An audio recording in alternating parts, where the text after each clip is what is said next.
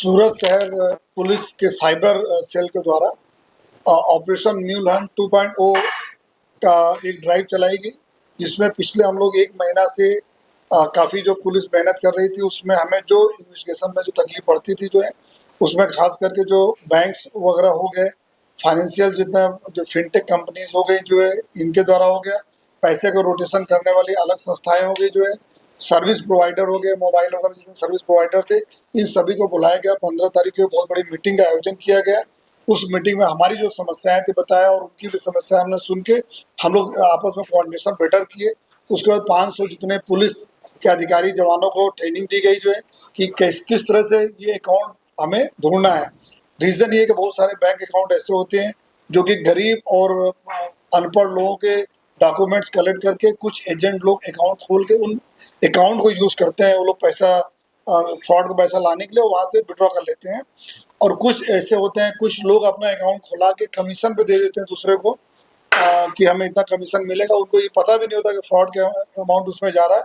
कुछ ऐसे लोग होते हैं जो कि सरकारी योजनाओं के नाम पे अकाउंट की ज़रूरत है ऐसा बोल के एजेंट लोग खुलवा लेते हैं, उसमें इस तरह यूज़ करते हैं। तो उनको भी हमें अलग अलग सेग्रीगेट करने की ज़रूरत थी, वो हम लोगों ने किया। और उसके बाद जो ऑपरेशन हमारा अभी 31/1/2 हम लोगों ने जो ये चालू किया गया ऑपरेशन, उसमें टोटल 57 FIR दर्ज की गई, जिसमें 60 आरोपी पकड़े गए। ये आरोपी हमारे अलग अलग राज्यों के MP के हैं, दिल्ली के हैं, महाराष्ट्र के हैं, कर्नाटक के हैं, गुजरात के अलग अलग राज्यों के आरोपी हैं। कुछ आरोपी जो हैबिचुअल ऑफेंडर है उनको भी पकड़ा गया, उनके ऊपर गैंग का हम लोग गुना भी दाखिल करने वाले हैं। टोटल 23 करोड़ के आसपास की रकम गई थी, उसमें 1.25 करोड़ अभी तक रिकवर हो गई है, बाकी रकम के लिए भी कर रहे हैं।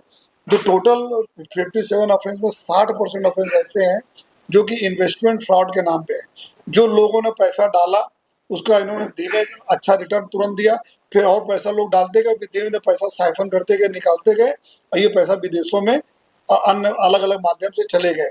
तो मैक्सिमम जो गुने दाखिल हुए इन्वेस्टमेंट फ्रॉड के नाम पे हैं, जो जल्दी आपको ज़्यादा रिटर्न देने के लालच में बहुत लोग इसमें फंसे हैं। और ये सारा जो टोटल जो गुना दाखिल हुआ अलग अलग पुलिस स्टेशन में दाखिल के आरोपियों को पकड़ा गया। इनको जो प्रोड्यूस करके जो आगे की जो रिमांड लेके वो कार्रवाई की जा रही है।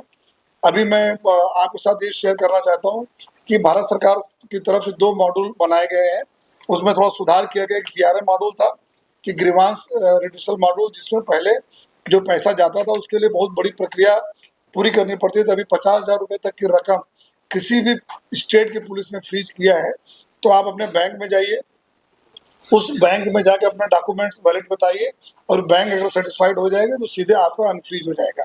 आपको किसी अन्य राज्यों की पुलिस में जवाब लिखाने के जाने की जरूरत नहीं है जो है। और दूसरा गवर्नमेंट के MRM मॉड्यूल है, जो मनी रिफंड मॉड्यूल है, उसमें 50,000 रुपये तक की रकम है। तो पहले वो फ्रीज हुई रकम को आपको लेने के लिए नामदार कोर्ट के पास जाना पड़ता था, कोर्ट से ऑर्डर लेके हम देते थे वापस।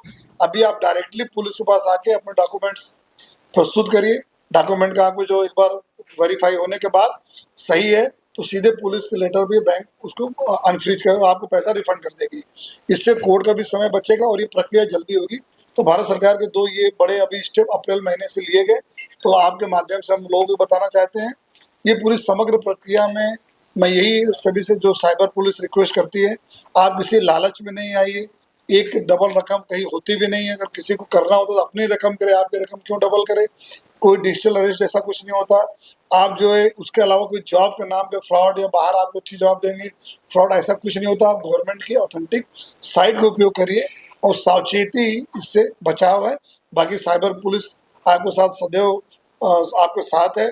1930 किसी भी आपको साइबर की जरूरत पड़ती है तो 1930 पे आप डायल करिए, आपको इमीडिएटली मदद मिलेगी। 1.25 करोड़ की रिकवरी अभी तक हो चुकी है, क्योंकि ये पिछले 4-5 महीने को जो एप्लीकेशंस हैं जिसमें इन्वेस्टमेंट में धीमे धीमे पैसा आता गया और पैसा निकलता गया। बाद में 3-4 महीने के बाद ये रियलाइज किए कि इनके साथ चीटिंग हुई है, तो इन्होंने पुलिस में कंप्लेन किया। ऐसे ऑफेंस जिसमें इमीडिएटली पैसा गया और किया और विद इन आपको टाइम लाइन में किया तो 1930 के थ्रू पैसा भी फ्रीज हो गया और तुरंत पैसा मिल भी गया। लेकिन धीमे धीमे जो महीनों महीनों पैसा डालते गए वो पैसा निकल के विदेश चले गए, उसके लिए भी हम लोग हमारी टीम कार्रवाई कर रही है। जो मामले कोई इंटरनेशनल इंटर सारा पैसा बाहर ही गया है, दुबई गया, अन्य कंट्रीज में पैसा निकल गया है। तो इन सारे का पैसा का सोर्स इंटरनेशनल ही है, इस तरह का है।